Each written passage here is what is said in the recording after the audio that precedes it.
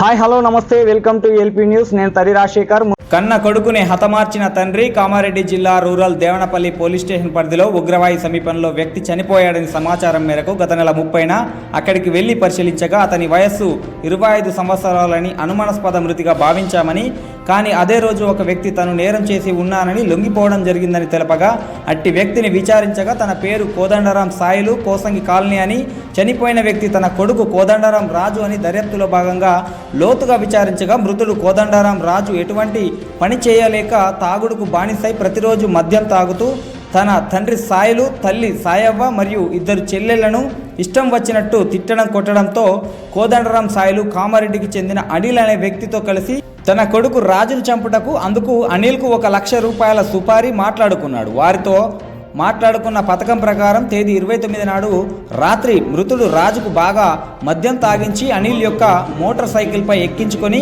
ఉగ్రవాయ శివారులోని వ్యవసాయ భూమిలో అతని గొంతు చుట్టూ తవాల్తో ఉరివేసి అక్కడి నుండి పారిపోయారు. ఇద్దరిని పట్టుకొని అరెస్టు చేయగా వారు నేరం ఒప్పుకున్నారు. తదుపరి మోటార్ సైకిళ్లు, 2 సెల్ ఫోన్లు స్వాధీనపరుచుకున్నామని దేవనపల్లి పోలీసులు తెలిపారు. కేసు విషయంలో 24 గంటల్లో మర్డర్ కేసును ఛేదించిన Kamareddy rural CI Raman, Devanapalli SI Raju, crime team సిబ్బంది రవి, కిరణ్, శ్రీనివాస్ గౌడ్, రాజులను కామారెడ్డి డిఎస్పీ నాగేశ్వరరావు, జిల్లా ఎస్పీ సింధు శర్మ అభినందించారు. నిన్నటి రోజు మధ్యాహ్నం 12 గంటలకు ఒక మనిషి పేరు కోదండం సాయిలు దేవనపల్లి పోలీస్ స్టేషన్కి వచ్చి సరెండర్ అయ్యి అతను ఒక మనిషిని చంపినట్టుగా తెలిపిండు.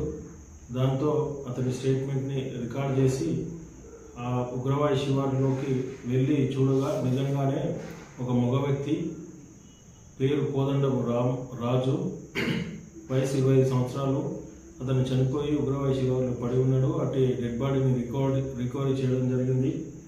వివరాల్లోకి వెళ్తే ఈ మృతుడు కోదండం రాజు అతని తండ్రిని, తల్లిని మరియు 2 చెల్లెలని మానసికంగా, శారీరకంగా హింసించడం, కట్టెతో దేనితో పడితే దాంతో కొట్టడం వల్ల వాళ్ళు మానసికంగా వేధించబడి అతన్ని చంపడానికి నిర్ణయించుకున్నాడు.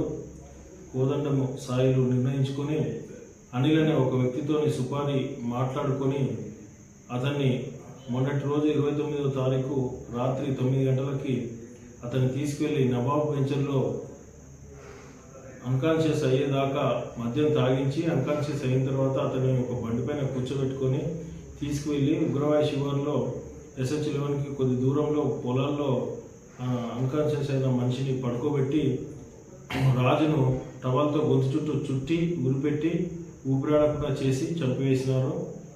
ఇటు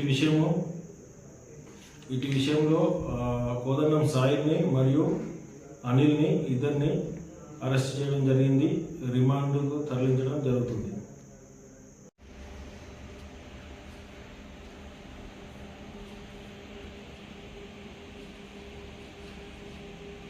Sir.